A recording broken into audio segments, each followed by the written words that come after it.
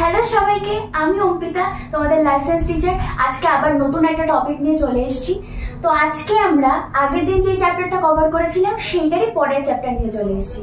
তো দেখি যে সেই চ্যাপ্টারের মধ্যে আমরা কোন কোন টপিকগুলো কভার করব। আজকের টপিকের মধ্যে আমরা পাবো বেসিক্যালি যে মেইন টপিক রয়েছে সেটা হচ্ছে ক্রোমোজোম কি, অর্থাৎ ক্রোমোজোম কাকে বলে, ক্রোমোজোম কি জিনিস, সেই ক্রোমোজোম সম্পর্কে একটা ধারণা তৈরি করব। কাকে আমরা ক্রোমোজোম বলবো, কোনটাকে আমরা ক্রোমাটিন ফাইবার বলবো, সেটা কি করে তৈরি হচ্ছে, এই পুরো জায়গাটা আমরা আজকে ক্লিয়ার করব। তারপরে রয়েছে ইউক্যারিওটিক ক্রোমোজোম, অর্থাৎ একটা ইউক্যারিওটিক ক্রোমোজোম কি করে তৈরি হচ্ছে, সেই ফিজিক্যাল স্ট্রাকচারটা কি সেই ক্রোমোজোমের, সেটা সম্পর্কে একটা ধারণা তৈরি করব।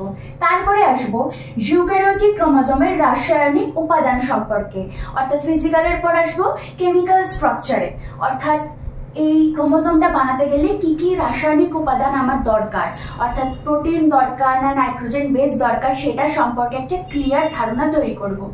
তারপরে আমরা জেনে নেব যে ডিএনএ এবং আরএনএ এর গঠন, অর্থাৎ ডিএনএ আরএনএ কিরকম দেখতে, কিভাবে তৈরি হচ্ছে, তো সেই সম্পর্কে একটা ধারণা তৈরি করব। তারপরের যে পয়েন্টটাতে আসবো, যেটা আমাদের মেইন পয়েন্ট, সব থেকে বড় পয়েন্ট, সেটা হচ্ছে সেল ডিভিশন, অর্থাৎ কোষ বিভাজন এবং কোষ চক্র। এই জিনিসটাতে আমরা খুব ভালো করে একদম শেষে ফোকাস করব। তাই জন্য পুরো ভিডিওটা স্কিপ না করে একদম শুরু থেকে শেষ পর্যন্ত দেখতে থাকো। তাহলে শুরু করা যাক আজকের ভিডিও। তাহলে আজকে যে চ্যাপ্টারের নাম, সেই চ্যাপ্টারের নাম হচ্ছে জীবনের প্রবাহমানতা। এবার আমরা শুরু করব যে জীবনের প্রবাহমানতা কাকে বলে। এবার আমরা জানি যে জীবের মধ্যে এরকম ভাবে কি রয়েছে, জিন রয়েছে।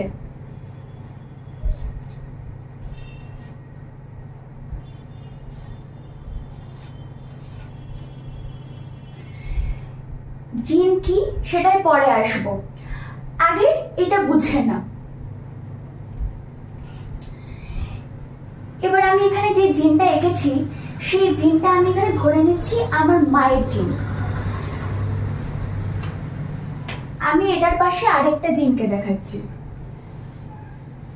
এটাও আরেকটা জিন। এটা আমি ধরে নিচ্ছি এটা আমার পিতার জিন, এটা আমার মাতার জিন। এবার এইটা থেকে যখন পরবর্তী জেনারেশন তৈরি হবে, তখন পরবর্তী জেনারেশনে আমরা দেখতে পাবো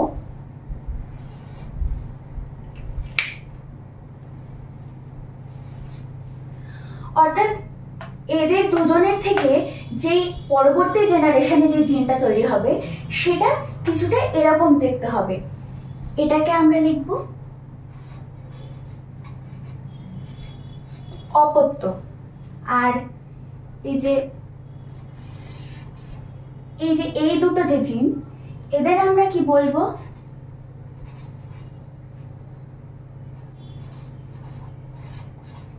জনিত্রী। অর্থাৎ আমরা বলতে পারি যে পূর্ব জেনারেশনে জিনের মধ্যে যে সমস্ত জিনিসগুলো আমরা দেখতে পাই, সেগুলো আবার পরবর্তী জেনারেশনের মধ্যে প্রবাহমান হচ্ছে। একেই আমরা বলবো জীবনের প্রবাহমানতা। এই টপিকটা খুব ভালো করে বোঝা গেছে।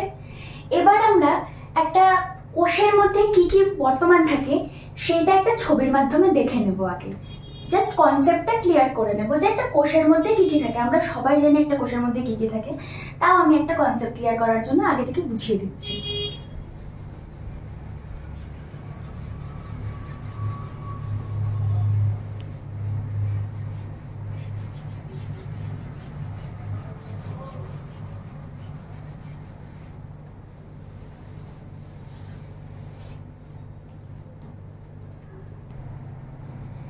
এবার আমরা দ্বিতীয় যে টপিকটায় আসবো, সেটা হচ্ছে কোষ। কোষ কিরকম দেখতে হয়, কোষের মধ্যে কি কি বস্তু উপস্থিত থাকে সেটা সম্পর্কে আরেকবার একটা পরিষ্কার ধারণা নিয়ে নেব। আমি একটা ছবি এঁকে পরিষ্কার করে বুঝিয়ে দিই যে কোষের মধ্যে কি কি উপস্থিত থাকে। তোমরা জানো, সেটা আমিও জানি, কিন্তু তাও একটা কনসেপ্ট ক্লিয়ার করে দিই।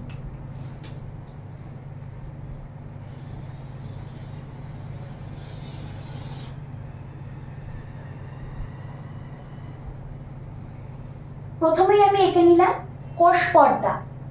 কোষ পর্দা প্রথমে আমি এঁকে নিয়েছি। এবার কোষের মধ্যে কি কি উপস্থিত থাকে এক এক করে সেইটা জানব। প্রথমেই আমি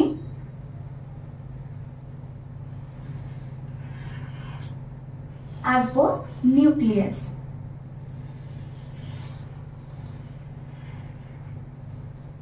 এটা কি আঁকলাম আমি?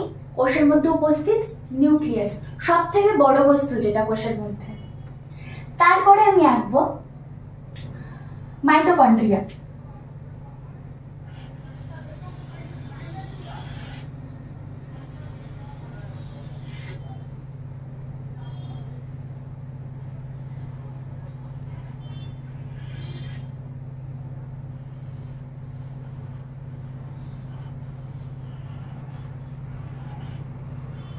এটা আমি এঁকে দিলাম মাইটোকন্ড্রিয়া। মাইটোকন্ড্রিয়ার পর আমি কি পাচ্ছি? গলগি বস্তু বা গলগি বডি পাচ্ছি। গলগি বডি এঁকে নিই।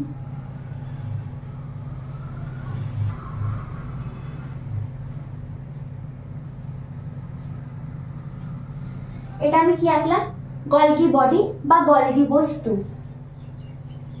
তারপর আমি কি কি পাচ্ছি? তারপর আমি পাচ্ছি রাইবোজোম।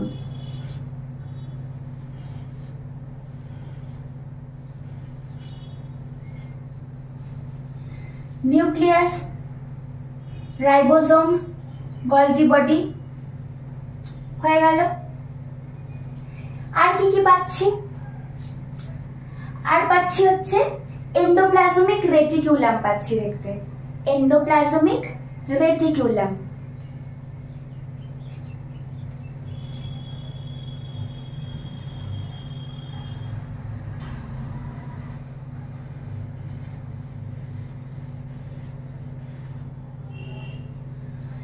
এই অঙ্গাণুগুলো আমি দেখতে পাচ্ছি এখানে।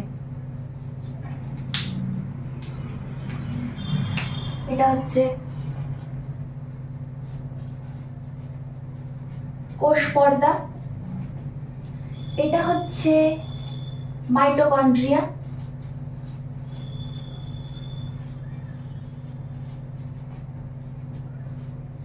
এটা হচ্ছে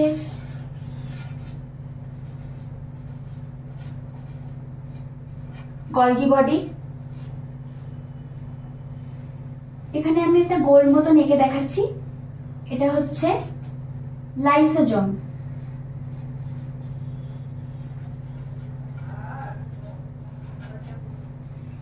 এটা হচ্ছে রাইবোজোম।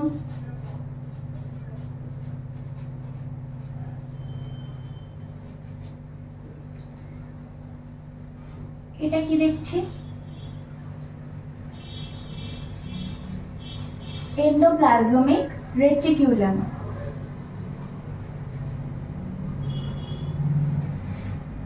Endoplasmic reticulum. আর সবার শেষে সব থেকে বড় যে বস্তুটা তার নাম হচ্ছে নিউক্লিয়াস।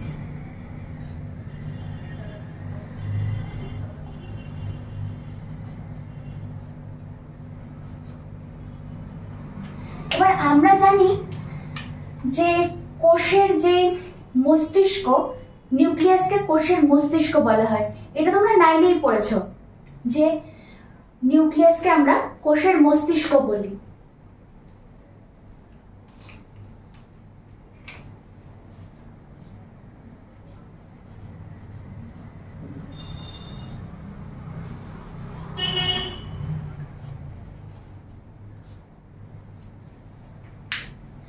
এবার আমরা নিউক্লিয়াসকে কোষের মস্তিষ্ক কেন বলি সেটা জেনে নিই। আমরা কাউকে মস্তিষ্ক কেন বলি? কারণ হচ্ছে মস্তিষ্ক কি করে? আমাদের দেহে যত রকমের যত কাজ হচ্ছে সব কাজকে নিয়ন্ত্রণ করে। তো নিউক্লিয়াসের কাজও সেই রকম। কোষের মধ্যে বাকি যে অঙ্গাণুগুলো রয়েছে তাদের প্রত্যেকের কাজ নিয়ন্ত্রণ করা হচ্ছে নিউক্লিয়াসের কাজ। তাই জন্য নিউক্লিয়াসকে কোষের মস্তিষ্ক বলা হয়। এতক্ষণ যেটা পড়ালাম সেটা নিশ্চয়ই ক্লিয়ার হয়েছে। এবার আসবো ডিএনএ এর কনসেপ্টে। আগে একটা নিউক্লিয়াস এঁকে নিই।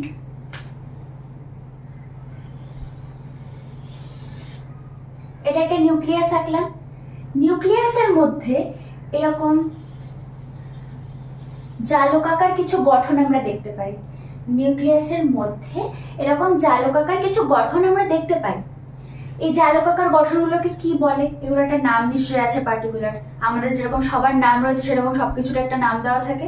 তো এই জালকাকার বস্তুর একটা পার্টিকুলার নাম রয়েছে। কি বলে এটাকে? এটাকে বলে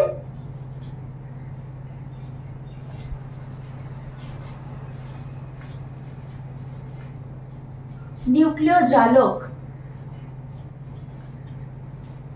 এটা ক্লিয়ার হলো? নিউক্লিয়াসের মধ্যে যে জালকাকার বস্তুগুলোকে দেখতে পাই তাকে বলবো নিউক্লিয় জালক। এবার এই নিউক্লিয় জালকগুলোকে যদি আমরা একটু জুম ইন করে দেখি, অর্থাৎ একটু বড় করে ম্যাগনিফাই করে যদি আমি দেখি, তাহলে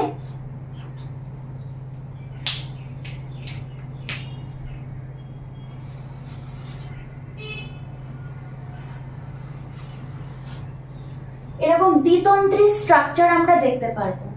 এই নিউক্লিয় জালকগুলোকে যদি আমরা বড় করে দেখি তাহলে আমরা এরকম দ্বিতন্ত্রী স্ট্রাকচার দেখতে পাবো।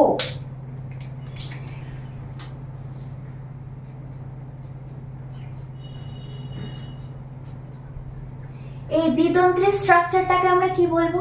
এই দ্বিতন্ত্রী স্ট্রাকচারটাকে আমরা বলবো ডিএনএ। ডিএনএ ডিএনএ অর্থাৎ জিন।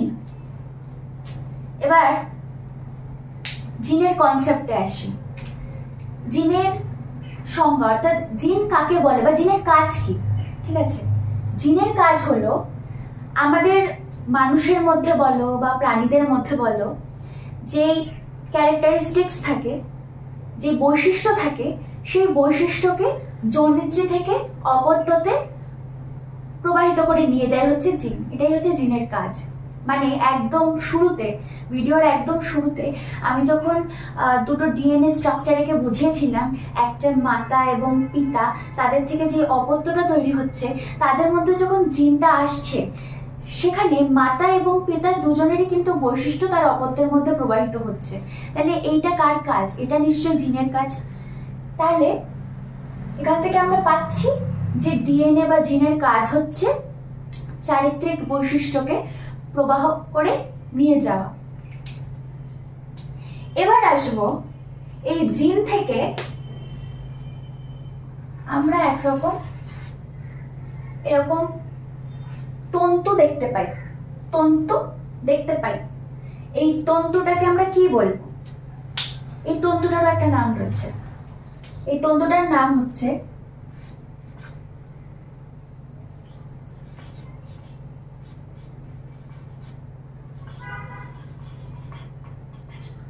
ক্রোমোমিয়া তন্তু। এই ডিএনএ থেকে যে তন্তুটা বেরোচ্ছে সেই তন্তুর নাম হচ্ছে ক্রোমোমিয়া তন্তু। এবার এই ক্রোমোমিয়াতে কিন্তু প্রোটিন উপস্থিত থাকে। ক্রোমোমিয়াতে প্রোটিন উপস্থিত থাকে। এগুলো কিন্তু শর্ট কোয়েশ্চেনে খুব করে আসতে পারে। তাই জন্য মাল্টিপল চয়েস কোয়েশ্চেনের জন্য বা 1 নম্বরের কোয়েশ্চেনের জন্য এইগুলো খুব ভালো করে মাথায় ঢুকিয়ে নেবে। টুক করে একটা কোয়েশ্চেন দিয়ে দিতেই পারলো যে ক্রোমোমিয়ার মধ্যে প্রোটিন উপস্থিত থাকে না লিপিড উপস্থিত থাকে না অন্য কিছু উপস্থিত থাকে, তাহলে আমরা সেখানে প্রোটিন লিখতে পারি। প্রোটিন, নিউক্লিক অ্যাসিড, অনেক কিছু উপস্থিত থাকে, সুগারও উপস্থিত থাকে। তো আমরা এখানে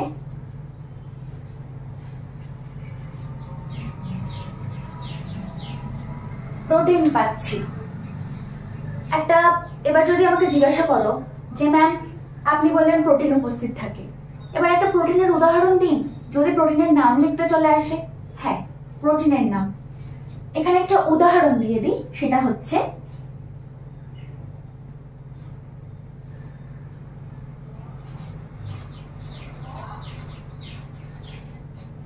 হিস্টোন প্রোটিন। তাহলে আমরা এখানে নিউক্লিয় জালক দেখতে পাচ্ছি। নিউক্লিয় জালককে যদি আমরা বড় করে দেখি তাহলে আমরা কি পাচ্ছি, ডিএনএ লাইক স্ট্রাকচার পাচ্ছি, অর্থাৎ ডিএনএ পাচ্ছি, দ্বিতন্ত্রী তন্তু। তারপরে সেখান থেকে আমরা একটা তন্তু বেরিয়ে আসতে দেখছি, যেটাকে আমরা বলছি ক্রোমোমিয়া। ক্রোমোমিয়া এই অবধি ক্লিয়ার? ক্রোমোমিয়া থেকে আমরা দেখতে পাচ্ছি যে ক্রোমোমিয়ার মধ্যে প্রোটিন উপস্থিত থাকে। এবার প্রোটিনের উদাহরণ দিয়ে দিয়েছি একটা, যে হিস্টোন প্রোটিন উপস্থিত থাকে। এবার আসবো এই হিস্টোন প্রোটিন কি করে এখানে, মানে প্রোটিনটা তো এমনি এমনি এখানে নেই, ওর নিশ্চয়ই কোনো কাজ রয়েছে, কোনো কিছু এমনি এমনি থাকে না। তো প্রোটিনের কাজটা কি এখানে? প্রোটিন এই যে জালকটা মানে তন্তুটা যে বেরিয়ে রয়েছে, এই তন্তুটা, এই ধরো তন্তুটা, ঠিক আছে, এই তন্তুর সাথে এরকম পুতির মতো স্ট্রাকচার তৈরি করে।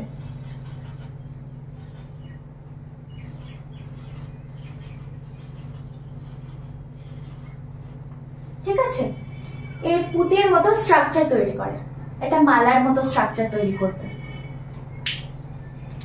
এবার এর যখন নাম রয়েছে তখন এর নিশ্চয়ই একই নাম থাকতে পারে না, এরও একটা আলাদা নাম দেওয়া থাকবে নিশ্চয়ই। তাহলে এর যে আলাদা নামটা দেওয়া রয়েছে সেই নামটাকে আমরা কি বলবো?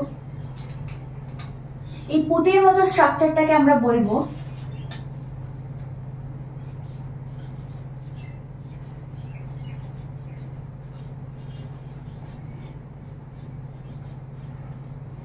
ক্রোমোমিয়ার। তাহলে একবার শুরু থেকে আবার শেষ পর্যন্ত ঝালাই দিয়ে নি। প্রথমে আমরা এখানে একটা নিউক্লিয়াস দেখতে পাচ্ছি, নিউক্লিয়াসের মধ্যে জালকাকার বস্তু দেখতে পাচ্ছি, যে জালকাকার বস্তুকে আমরা বলছি নিউক্লিয় জালক, নামের সাথে মিল রয়েছে কিন্তু।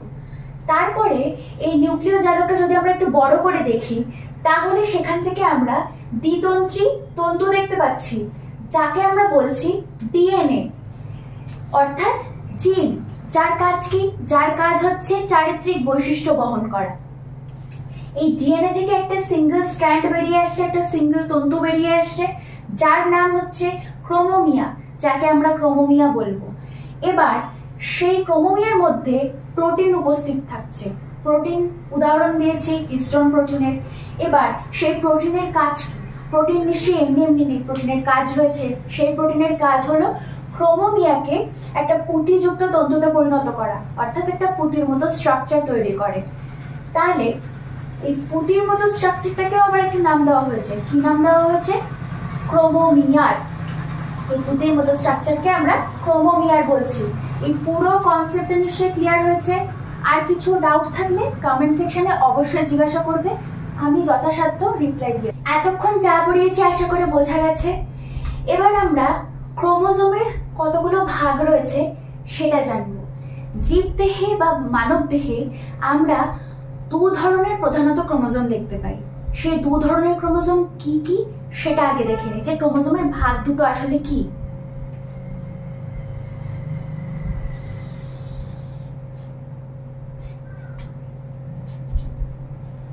একটা হচ্ছে অটোজোম, আর একটা ভাগ হচ্ছে সেক্স ক্রোমোজোম।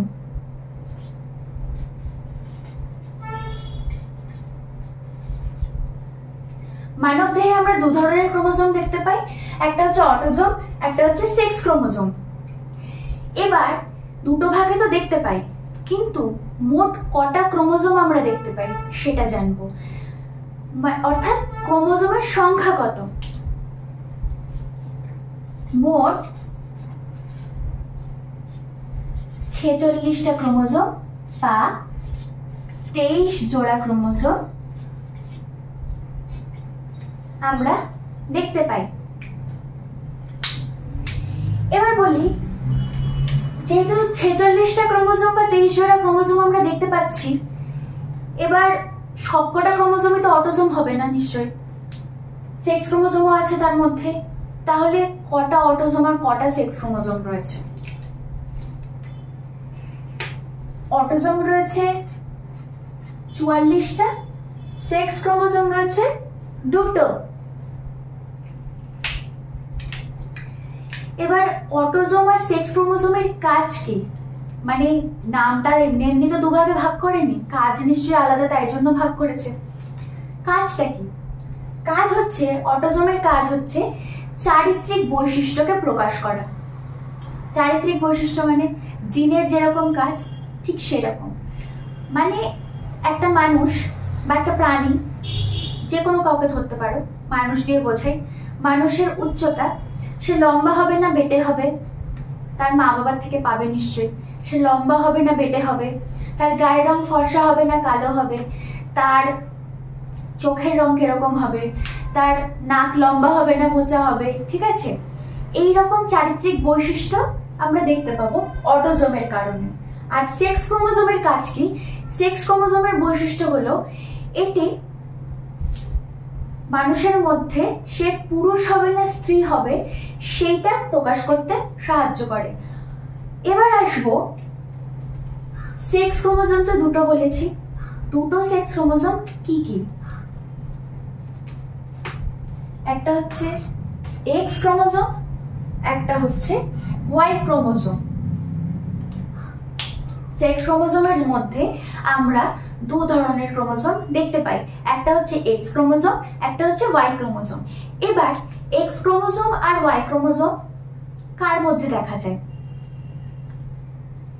এক্স ক্রোমোজোম কিন্তু স্ত্রী এবং পুরুষ উভয়ের দেহেই কিন্তু আমরা দেখতে পাই। এক্স ক্রোমোজোম আমরা স্ত্রী পুরুষ উভয়ের দেহেই আমরা লক্ষ্য করতে পারি, কিন্তু ওয়াই ক্রোমোজোমের একটা বৈশিষ্ট্য হলো ওয়াই ক্রোমোজোম শুধুমাত্র পুরুষদের দেহে দেখা যায়, স্ত্রীদের দেহে কিন্তু দেখা যায় না। তাহলে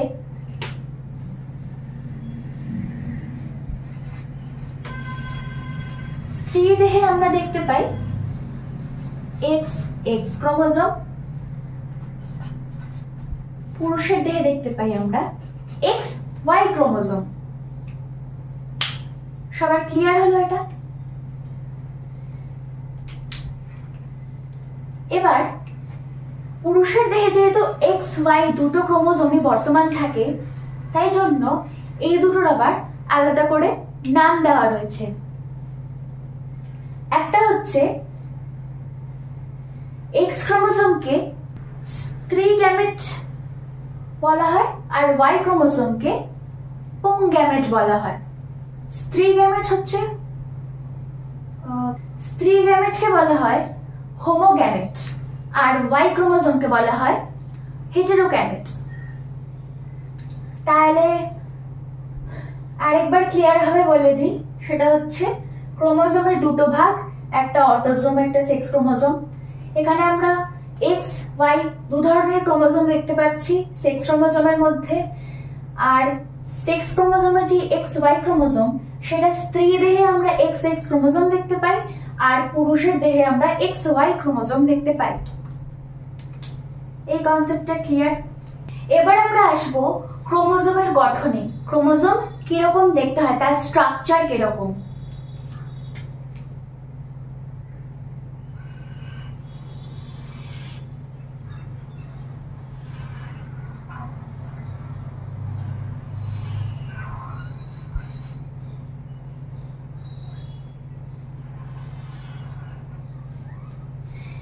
এখানে আমি একটা ক্রোমোজোম এঁকে নিয়েছি। ক্রোমোজোমের ভেতরে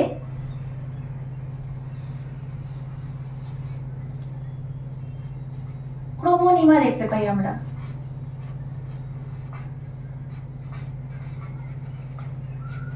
আর ক্রোমোজোমের যে বাহুটা আমরা দেখতে পাচ্ছি, সেই বাহুটাকে আমরা বলবো ক্রোমাটিড।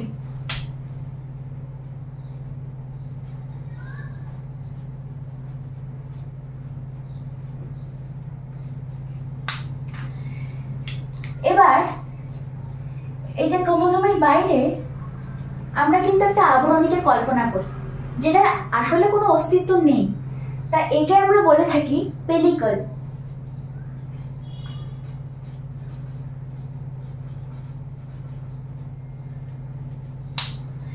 এবার আসবো এখানে বাহুর যে খাঁজ দেখা যায়, যে খাঁজটা দেখা যায় মাঝখানে, সেই খাঁজকে আমরা কি বলবো? সেই খাঁজকে আমরা বলবো প্রাথমিক খাঁজ। একে আমরা বলছি প্রাথমিক খাঁজ। একে আমরা প্রাথমিক খাঁজ বলছি। এবার এই প্রাথমিক খাঁজ বা এই কনস্ট্রিকশনটা যে জায়গাটাতে রয়েছে মিডিলে, সেই জায়গাটাকে আমরা বলবো সেন্ট্রোমিয়ার।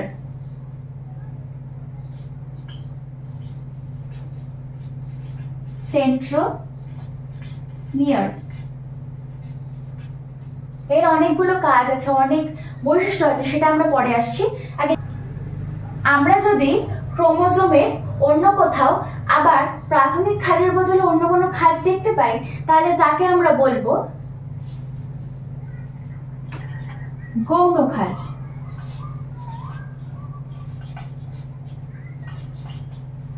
বোঝা গেছে? প্রাথমিক খাঁজ ছাড়া যদি অন্য কোথাও অন্য খাঁজ যদি আমরা দেখতে পাই, তাহলে তাকে আমরা বলবো গৌণ খাঁজ। এবার গৌণ খাঁজ যে স্থানে শেষ হচ্ছে, গৌণ খাঁজ যে স্থানটাতে শেষ হচ্ছে, সেই স্থানটাকে আমরা বলবো স্যাটেলাইট অঞ্চল।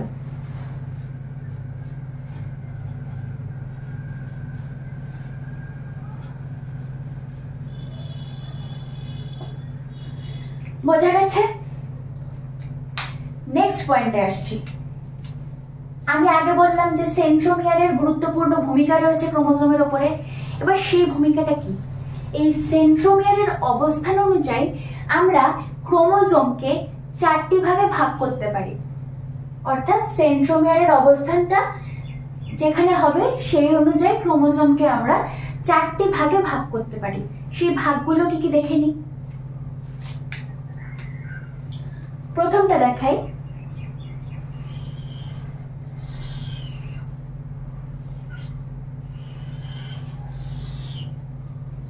এখানে সেন্ট্রোমিয়ার যেহেতু দুই বাহুর একদম মধ্যবর্তী অঞ্চলে অবস্থিত, দুই বাহুর একদম মধ্যবর্তী অঞ্চলে অবস্থিত, তাহলে আমরা এটাকে কি বলবো? আমরা একে বলবো মেটাসেন্ট্রিক।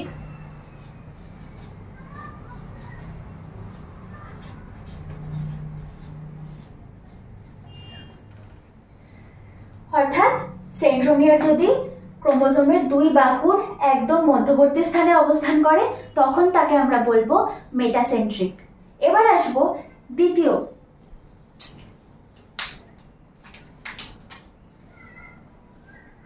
দ্বিতীয়তে হচ্ছে সেন্ট্রোমিয়ার যদি ডান দিকে বা বাঁ দিকে হালকা একটুখানি সরে যায়। দেখতেই পাচ্ছ এটা কিন্তু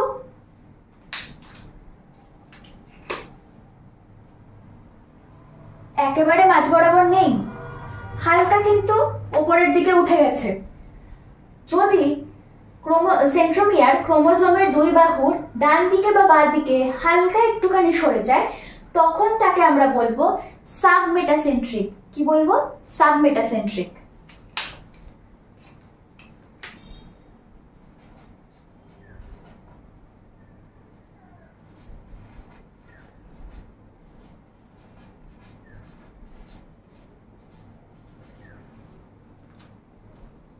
গেল সাবমেটাসেন্ট্রিক।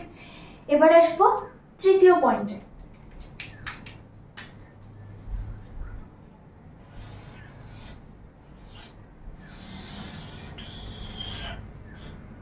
যদি সেন্ট্রোমিয়ার ক্রোমোজোমের দুই বাহুর ডান দিকে বা বাঁ দিকে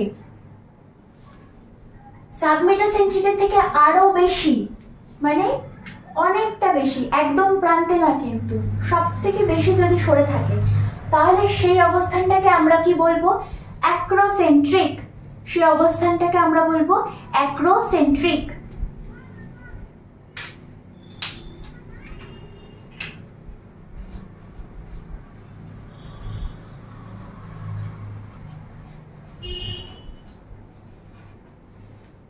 গেল অ্যাক্রোসেন্ট্রিক। এবার আসবো লাস্ট পয়েন্টে। যদি সেন্ট্রোমিয়ার বাহুর একদম প্রান্তে অবস্থান করে, একদম প্রান্তে অবস্থান করে। এটা ওপরে বা নিচে যে কোনো স্থানে হতে পারে, সেটা কোনো ম্যাটার করে না, কিন্তু এটাই ম্যাটার করবে যে সেন্ট্রোমিয়ারটা প্রান্তে অবস্থিত কিনা। তাহলে যদি একেবারে প্রান্তে বা টেলে অবস্থান করে তখন তাকে আমরা কি বলবো? টেলোসেন্ট্রিক।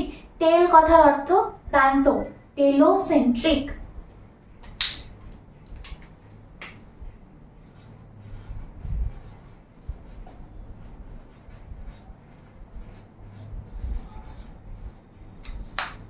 আরেকবার প্রথম থেকে বলে দিই, আমরা এখানে ক্রোমোজোমের স্ট্রাকচার পড়লাম।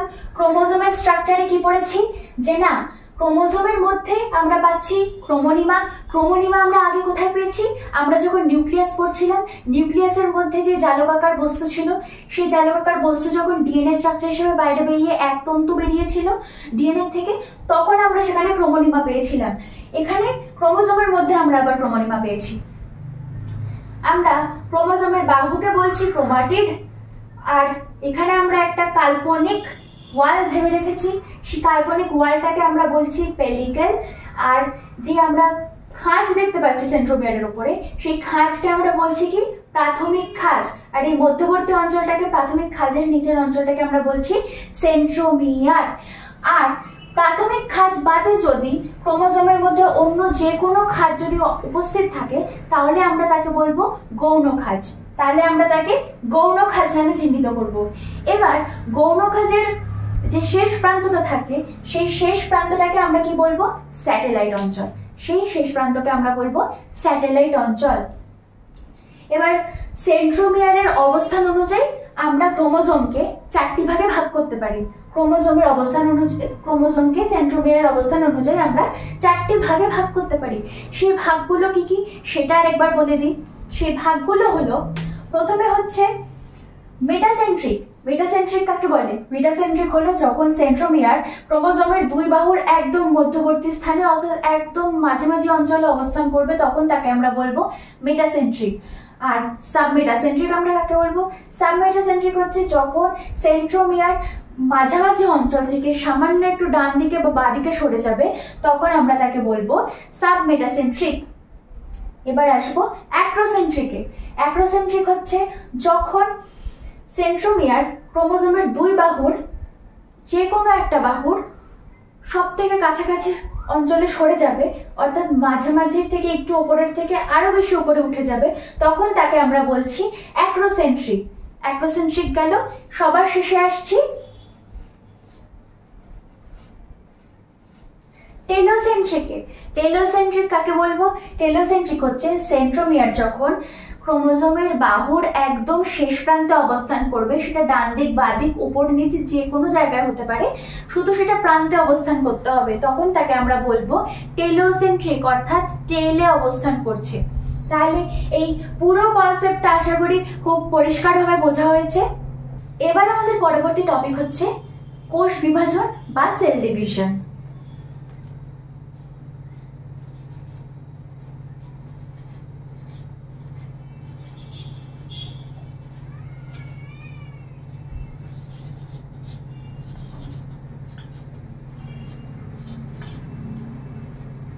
কোষ বিভাজন বা সেল ডিভিশন, ঠিক আছে? আমরা এখানে দু ধরনের কোষ বিভাজন দেখতে পাই। সেই দু ধরনের কোষ বিভাজন কি কি? একটা হচ্ছে অ্যামাইটোসিস,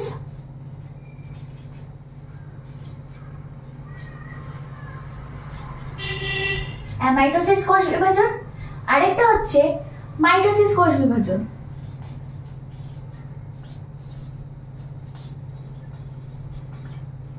তাহলে আমরা কি কি পেলাম? আমরা এখানে কোষ বিভাজন দু রকম ভাবে ঘটতে দেখতে পারি। একটা হচ্ছে অ্যামাইটোসিস কোষ বিভাজন, একটা হচ্ছে মাইটোসিস কোষ বিভাজন।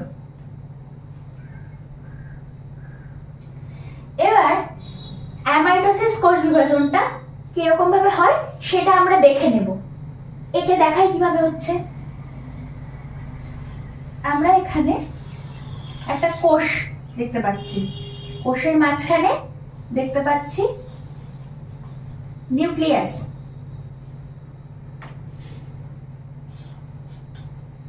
ঠিক আছে, কোষের মাঝে নিউক্লিয়াস দেখতে পেয়েছি। এবার এখানে আমরা পরবর্তী যে ছবিটা দেখতে পাবো,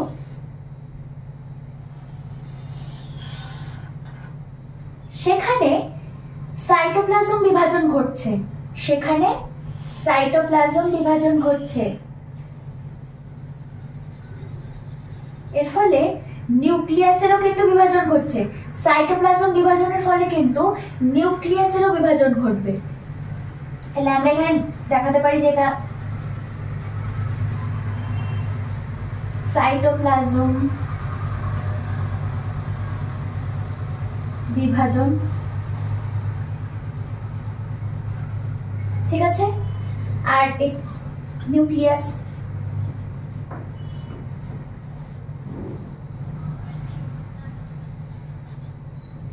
বোঝা গেছে। পরবর্তী স্টেপে কি দেখবো না, পরবর্তী স্টেপে দেখবো যে এটা আরো বেশি পরিমাণে বিভাজিত হয়েছে। এটা কিন্তু নিউক্লিয়াস।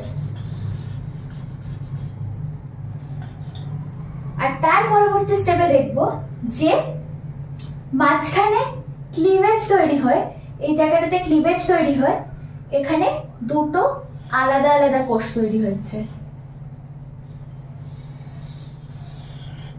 দুটো আলাদা আলাদা কোষের কিন্তু দুটো নিজস্ব আলাদা আলাদা নিউক্লিয়াসও থাকবে। তাহলে এদের আমরা কি বলবো, এদেরকে আমরা বলবো অপত্য কোষ।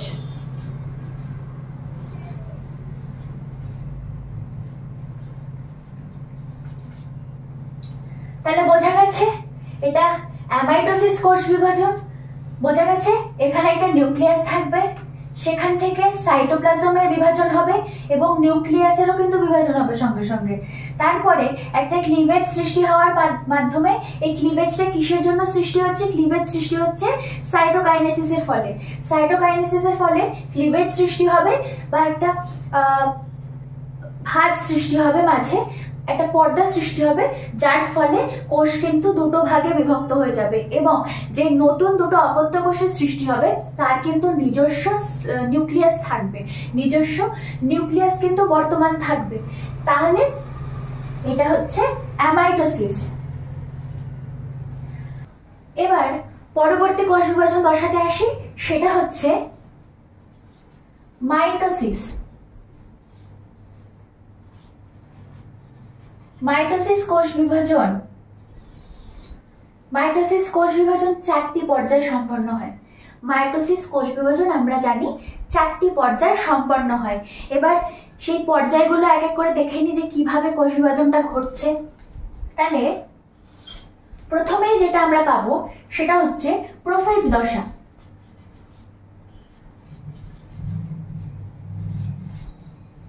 দ্বিতীয় আমরা পাবো মেটাফেজ, তৃতীয় পাবো অ্যানাফেজ,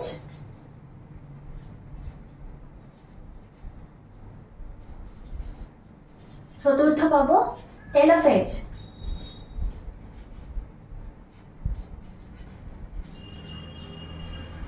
বোঝা গেল প্রোফেজ, মেটাফেজ, অ্যানাফেজ, টেলোফেজ, মাইটোসিসের 4টি দশা। এবার প্রত্যেকটা দশায় কি কি হচ্ছে। প্রোফেজ দশাতে আমরা একটা কোষ দেখতে পাচ্ছি, কোষের মধ্যে নিউক্লিয়াস দেখতে পাচ্ছি, তাই তো? কোষের মধ্যে আমরা নিউক্লিয়াস দেখতে পাচ্ছি আর ক্রোমাটিন সূত্র দেখতে পাচ্ছি। কি দেখতে পাচ্ছি? ক্রোমাটিন সূত্র। এর মধ্যে কিন্তু নিউক্লিয়াসের মধ্যে, মানে এই পুরো কোষটার মধ্যে যে ক্রোমাটিন সূত্র আমরা দেখতে পাচ্ছি তার মধ্যে কিন্তু আমরা ক্রোমোজোমের আকার বা আকৃতি কোনোটাই কিন্তু ঠিক মতন ভাবে বুঝতে পারছি না। এটা হচ্ছে প্রোফেজ দশা কোষের, ঠিক আছে। তারপরে আসবো মেটাফেজ দশাতে। মেটাফেজ দশাতে আমরা কি কি দেখতে পাচ্ছি? মেটাফেজ দশাতে দেখতে পাচ্ছি একটা কোষ, কোষের মধ্যে কিন্তু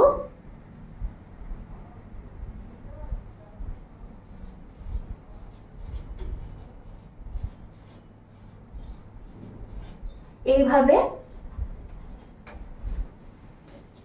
যে নিউক্লিয়াসগুলো, কোষের মধ্যে যে এই ক্রোমোজোমগুলো রয়েছে, এগুলো কিন্তু একদম মাঝ বরাবর, এই মাঝখানটাকে কিন্তু আমরা নিরক্ষীয় অঞ্চল বলতে পারি। এই মাঝ বরাবর খুব সুসজ্জিতভাবে মানে সাজানো থাকে, ঠিক আছে। ক্রোমোজোমগুলো একদম মাঝ বরাবর অবস্থান করে, যেখানে ক্রোমোজোমের আকার এবং আকৃতি খুব সুন্দর করে দৃশ্যমান হয়, আমরা বুঝতে পারি। এটাকে আমরা বলবো মেটাফেজ দশা। এরপরে আমরা কোন দশায় আসবো? এরপরে আমরা আসবো অ্যানাফেজ দশাতে, ঠিক আছে। অ্যানাফেজ দশাতে ক্রোমোজোমের অবস্থানটা দেখে নেব। অ্যানাফেজ দশাতে এই জায়গাগুলোকে কিন্তু আমরা মেরু বলি, মেরু। আর এই মাঝ বরাবর অঞ্চলটাকে আমরা বলবো নিরক্ষীয় অঞ্চল।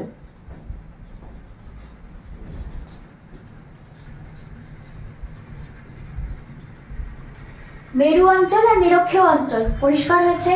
এবার এই আগেরটাতে যে আমরা ক্রোমোজোমগুলো দেখতে পেয়েছি, সেই ক্রোমোজোমগুলো এই ক্ষেত্রে কিন্তু দুই মেরুর দিকে সরে আসে, বিভক্ত হয়ে এইভাবে। এইভাবে অ্যানাফেজ দশাতে ক্রোমোজোমগুলো দুই মেরুর দিকে সরে আসে। টেলোফেজ দশাতে কি দেখতে পাই? টেলোফেজ দশাতে আমরা দেখতে পাই যে ক্রোমোজোমগুলো দুই মেরুর দিকে সরে গেছিল, তারা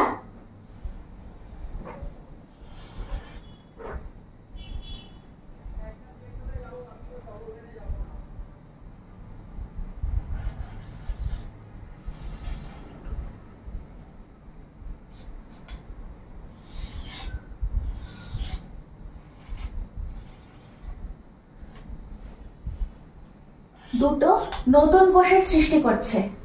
টেলোফেজ দশাতে দুটো নতুন কোষে বিভক্ত হয়ে যাচ্ছে। এটা কি করে ঘটছে?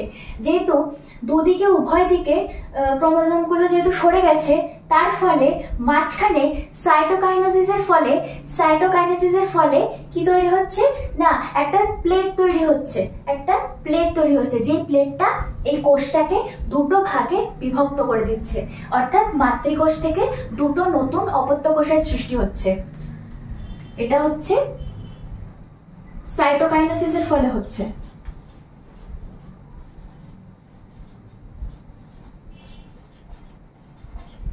সাইটোকাইনেসিসের ফলে প্লেট গঠিত হচ্ছে, যেটা একটা মাতৃকোষকে দুটো নতুন অপত্য কোষে বিভক্ত করছে, এবং দুটো অপত্য কোষে কিন্তু তাদের নিজস্ব নিউক্লিয়াস বর্তমান থাকবে।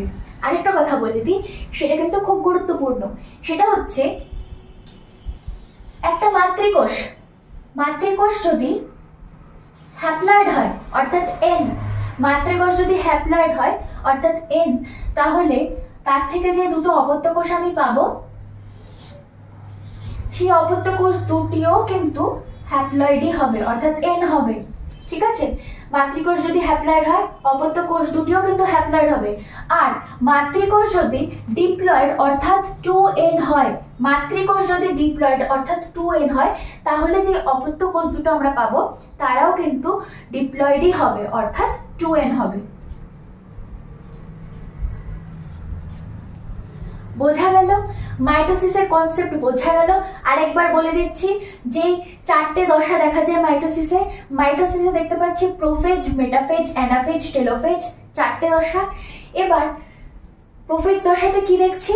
একটা নিউক্লিয়াস দেখছি, একটা কোষ দেখছি, কোষের মধ্যে আমি নিউক্লিয়াস দেখতে পাচ্ছি, ক্রোমাটিন সূত্র দেখতে পাচ্ছি, ঠিক আছে। তারপরে মেটাফেজ দশাতে আমি দেখতে পাচ্ছি, প্রোফেজ দশাতে কিন্তু বলে রাখি, প্রোফেজ দশাতে যে ক্রোমাটিন সূত্র আমি দেখতে পাচ্ছি, সেখানে কিন্তু ক্রোমোজোমের কোনো নির্দিষ্ট আকার বা আকৃতি কোনো কিছু বোঝা যাচ্ছে না, ঠিক আছে, সেটা অদৃশ্যমান। কিন্তু মেটাফেজ দশাতে যখনই প্রবেশ করছে, তখন কি হচ্ছে, কি দেখা যাচ্ছে, যে না যে ক্রোমোজোমগুলো রয়েছে, যে ক্রোমাটিডগুলো রয়েছে, সেইগুলো একদম নিরক্ষীয় অঞ্চল বরাবর, অর্থাৎ মাঝ বরাবর খুব সুন্দরভাবে সুসজ্জিতভাবে অবস্থান করছে। সুসজ্জিতভাবে অবস্থান করছে এবং তাদের আকার আয়তন খুব স্পষ্টভাবে আমরা দেখতে পাচ্ছি। এটা গেল মেটাফেজ দশা। তারপরে আমরা আসছি অ্যানাফেজ দশাতে। অ্যানাফেজ দশাতে কি দেখতে পাচ্ছি? অ্যানাফেজ দশাতে দেখতে পাচ্ছি যে নিরক্ষীয় অঞ্চলে যেই ক্রোমোজোমগুলো সুসজ্জিতভাবে সজ্জিত ছিল তারা ভাগ হয়ে গিয়ে মেরু অঞ্চলের দিকে, এটাকে আমরা মেরু অঞ্চল বলছি, অর্থাৎ দুই মেরুর দিকে সরে যাচ্ছে আস্তে আস্তে। এটা গেল অ্যানাফেজ দশা। টেলোফেজ দশাতে আসবো। টেলোফেজ দশাতে দেখতে পাচ্ছি যে মাতৃকোষটা, যে পুরো কোষটা ছিল সেটা দুভাগে বিভক্ত হয়ে যাচ্ছে। না, কিসের জন্য বিভক্ত হচ্ছে? সাইটোকাইনেসিসের ফলে। সাইটোকাইনেসিসের ফলে কি ঘটছে? সাইটোকাইনেসিসের ফলে একটা প্লেট তৈরি হচ্ছে মাঝখানে, যেই প্লেটটা কোষটাকে দুটো ভাগে বিভক্ত করে দিচ্ছে। ফলে মাতৃকোষ থেকে দুটো অপত্য কোষ সৃষ্টি হচ্ছে, একটা মাতৃকোষ থেকে দুটো অপত্য কোষ সৃষ্টি হচ্ছে এবং দুটো কোষেরই নিজস্ব নিজস্ব নিউক্লিয়াস রয়েছে বর্তমান। আরেকটাও বলেছি, সেটা হচ্ছে মাতৃকোষ যদি হ্যাপ্লয়েড হয় তাহলে অপত্য কোষ দুটিও হ্যাপ্লয়েড হবে, মাতৃকোষ যদি ডিপ্লয়েড হয় তাহলে অপত্য কোষ দুটিও ডিপ্লয়েড হবে। এটা ছিল আজকের কোষ বিভাজনের একটা জিস্ট, যেটুকু দরকার।